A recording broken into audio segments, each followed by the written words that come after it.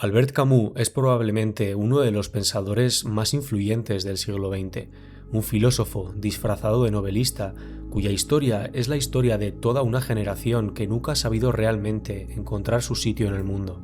En su vida y en su obra también encontramos el origen de muchas de las ideas que han dado forma a nuestra manera de pensar y que siguen siendo muy relevantes hoy en día. Camus escribía desde sus propias heridas, unas heridas que han dado forma a algunas de las preguntas más importantes que un ser humano puede hacerse.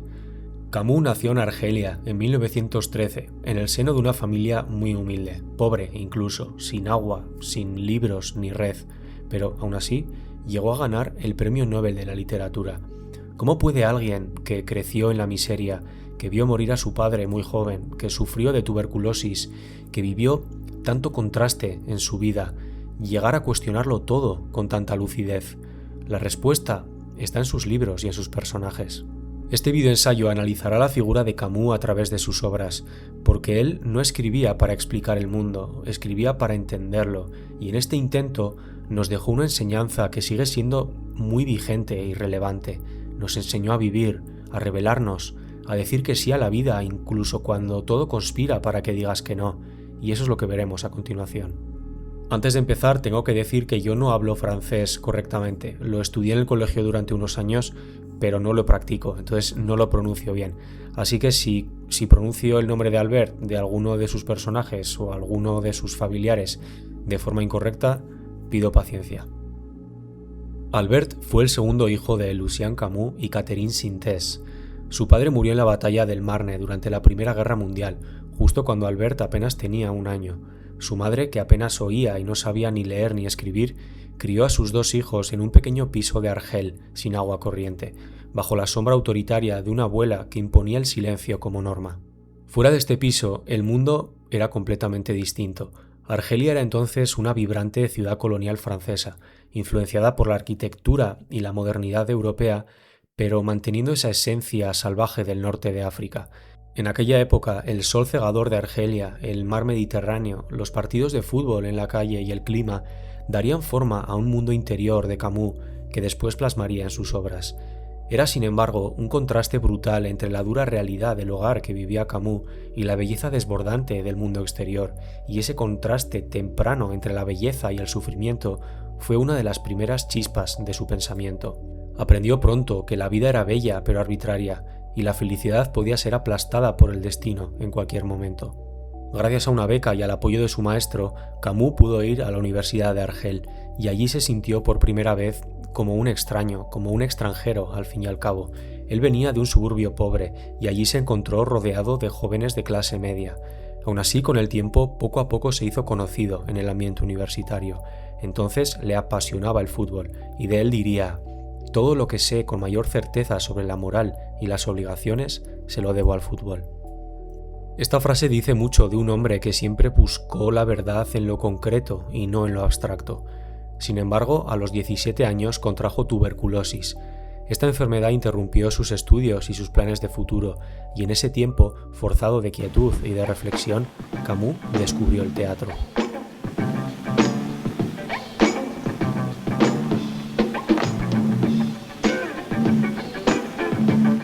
Fundó el Théâtre de l'Équipe, un grupo dramático joven y vanguardista, y poco a poco iría fraguando dentro de sí una pregunta que empezó a rondarle entonces, en esos años de enfermedad, pero que se mantuvo con él toda su vida. ¿Hay un porqué en la vida? ¿Hay acaso un porqué en todo esto? Fue en este contexto, en 1942, cuando publicó El extranjero, su primera gran novela y un punto de inflexión en su vida. En ella, Camus nos sumerge en la mente de Mersault, un hombre que vive al margen de las convenciones sociales. No diré mucho sobre ella, ya que si no la has leído te recomiendo encarecidamente que lo hagas, ya que es uno de los mejores libros que he leído yo personalmente y uno de los mejores libros que se pueden leer. Así que si te interesa tienes el link en la descripción junto con todas las novelas que hablaré durante el vídeo. Bien, en ella Camus nos presenta a Mersault, como he dicho, uno de los personajes más desconcertantes de la literatura del siglo XX. Es un hombre común, aparentemente normal, que vive al margen de las convenciones sociales. no reacciona como se espera de un hombre de su posición y tiene una forma muy peculiar de procesar las emociones. Mersault no es un villano ni un héroe, es honesto, es un antihéroe quizá, no finge, y esta honestidad radical que él procesa en un mundo construido por expectativas sociales lo convierte en un extranjero, no solo en su entorno y en su vida, sino en la condición humana, porque en su entrañeza Mersault tiene algo profundamente humano, y eso es exactamente lo que hace que el extranjero, más de 80 años después, siga siendo imposible de ignorar y muy relevante hoy en día. Sartre interpretó a Mersault como la manifestación pura de la conciencia del absurdo. Dijo que alguien que comprende que la muerte, la miseria y el sufrimiento son inevitables y que toda intención humana resulta en el fondo inútil. Pero Camus no escribió esta novela para rendirse, la escribió para plantear una pregunta clave, en mi opinión. ¿Cuántas veces nos sentimos presionados a mostrar una emoción que no es nuestra? ¿Cuántas veces participamos en rituales sociales que nos parecen vacíos e inútiles? Mersault, en su radical honestidad y humana, nos obligó a mirarnos dentro de nosotros y a ser brutalmente honestos con nosotros mismos. A comienzos de los años 40, la Segunda Guerra Mundial asolaba Europa. Hitler había invadido media Europa y Francia había caído en 1940. París estaba ocupada por las tropas nazis y el mundo se estaba volviendo un lugar extraño y oscuro. Camus, en este contexto, no pudo quedarse al margen. Había trabajado como periodista y su pensamiento lo llevó a involucrarse en la resistencia francesa contra la ocupación. Colaboró en un periódico clandestino, Combat, donde firmaba sus artículos con un seudónimo, Suetone, la versión francesa de Suetonio, un historiador romano. Aquí, Camus se encontró con la opresión en su estado más puro. No era solo una lucha política, era una lucha existencial y humana, un régimen que negaba la libertad, que reducía al ser humano a un número, y en medio de ese caos, en 1947, publica La peste. La novela transcurre en Orán, una ciudad argelina azotada por una epidemia. La reacción inicial al recibir los primeros contagios es de incredulidad por los habitantes, luego de asombro, pero cuando la epidemia ya se extiende y es reconocida, la ciudad se cierra en sí misma y nace un sentimiento de solidaridad que hasta entonces no existía. La peste es una novela sobre cómo reaccionan los seres humanos cuando el mal irrumpe sin aviso, sin motivo y ni justificación aparente, sobre qué hacemos cuando el mundo se vuelve irracional y solo queda la incertidumbre. El personaje central es el Dr. Rieu, un médico que lucha con tenacidad pero sin ilusiones contra la epidemia. No acepta el mal, mira a la muerte de frente y la combate sin descanso. Cuando alguien le pregunta por qué hace lo que hace, su respuesta es devastadoramente sencilla. No se trata de heroísmo, se trata solamente de honestidad, dice. Frente a él, el padre Paneleu declara aceptar la peste como penitencia divina. Tagu, el santo laico, busca purificarse de una culpa que lo persigue desde niño, haber escuchado a su padre, penalista, condenar a un hombre a muerte. Cada hombre es peste para los otros, dice. La analogía con la guerra de la época es muy clara. Ambas irrumpen sin motivo y devastan, y aunque se retiren, dejan una pesadilla y una huella muy siniestra que no se va fácilmente. Por ello, la novela generó una polémica inmediata entre los intelectuales franceses. Barthes, por ejemplo, escribió una crítica en la que reconocía la llamada a la resistencia que veía en sus páginas, pero lanzaba una pregunta y una crítica bastante acertada e incómoda. ¿Tiene derecho un novelista a convertir algo tan concreto como el nazismo en una plaga natural, como si fuera un fenómeno sin culpables, sin rostro y sin responsables? ¿No es esto, al fin y al cabo, un peligroso distanciamiento de la historia? Camus le respondió en una carta. Le dijo que el contenido, evidentemente, de la novela tenía que ver con la lucha de la resistencia europea contra el nazismo, pero que él había escrito una novela con muchas lecturas. Para él, la peste no solo era una alegoría de la ocupación, era una reflexión sobre cualquier forma de mal que irrumpe en el mundo. El nazismo sí, pero también la enfermedad, la muerte, la injusticia o la indiferencia, cualquier peste que los seres humanos han enfrentado y enfrentarán. De hecho, es que Camus lo sabía por experiencia propia. Él también había enfermado y había vivido la muerte de su padre. Él también había sentido el peso de un cuerpo que no le corresponde, de un futuro incierto. La rebeldía de Rieu, al fin y al cabo, su personaje, era también la suya. Tras la guerra, la tuberculosis de Camus se agravó. Fue un tiempo de reconocimiento público, pero también de crecientes conflictos personales e ideológicos. Se alejó de Jean-Paul Sartre, su amigo y compañero intelectual, por algunos desacuerdos profundos sobre el comunismo y el papel intelectual de la sociedad.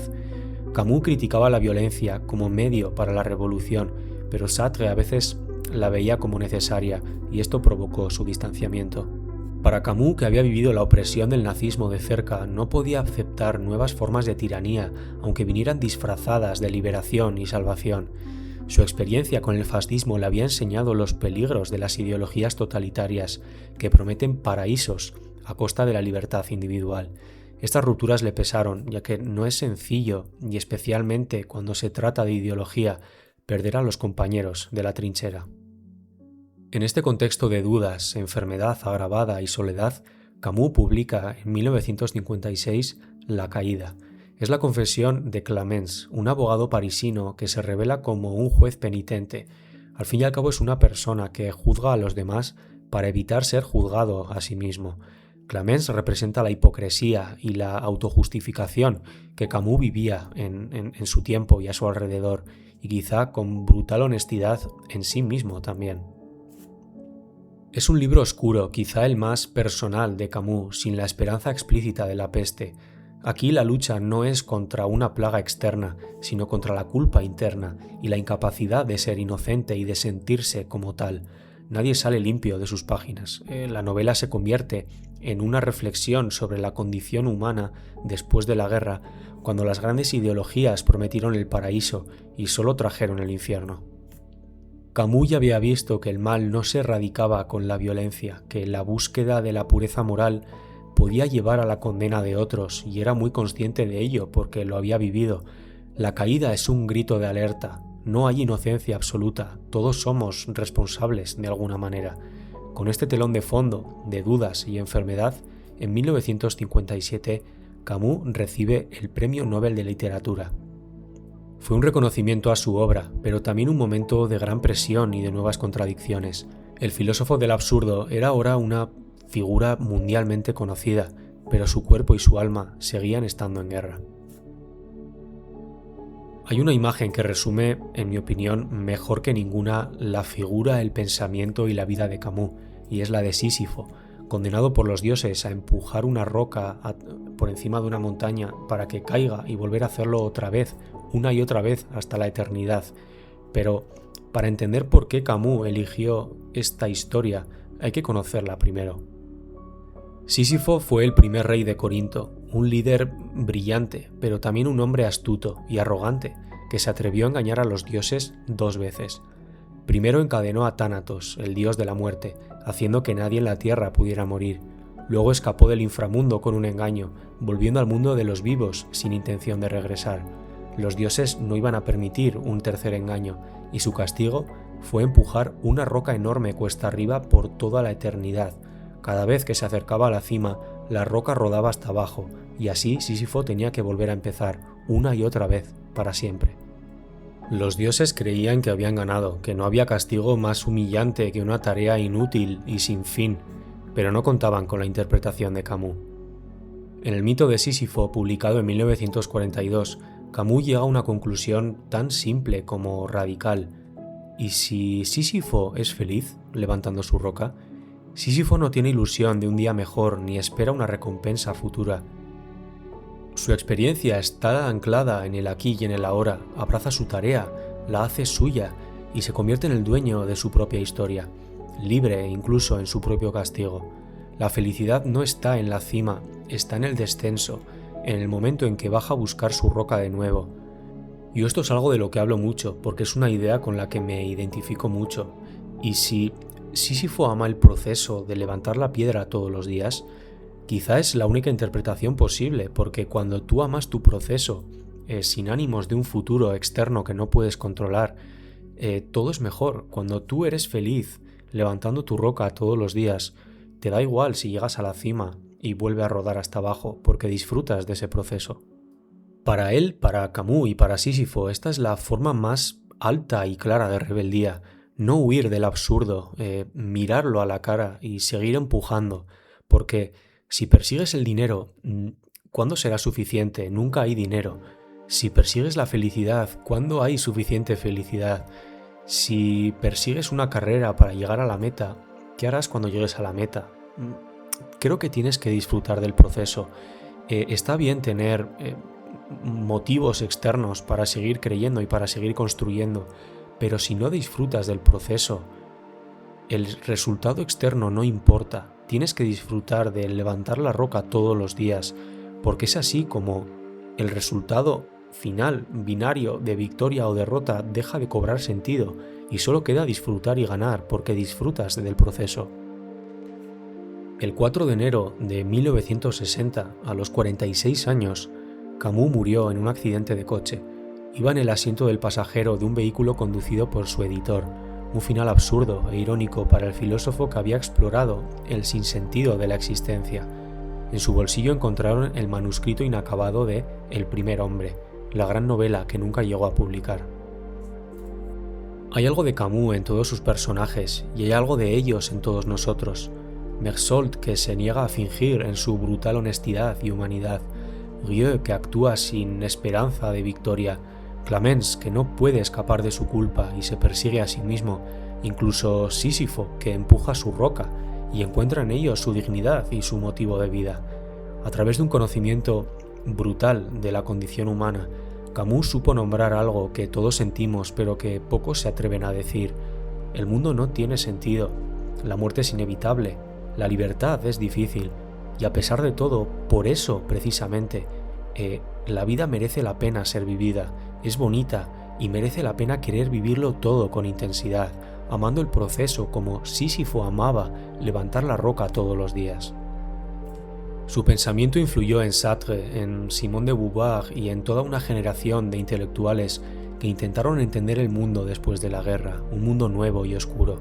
Y hoy, en una era dominada por el ruido, la velocidad, la búsqueda desesperada de sentido, Camus sigue siendo muy necesario y relevante, porque vivimos rodeados de nuevas pestes, la ansiedad, el vacío, la hiperconexión, la inteligencia artificial.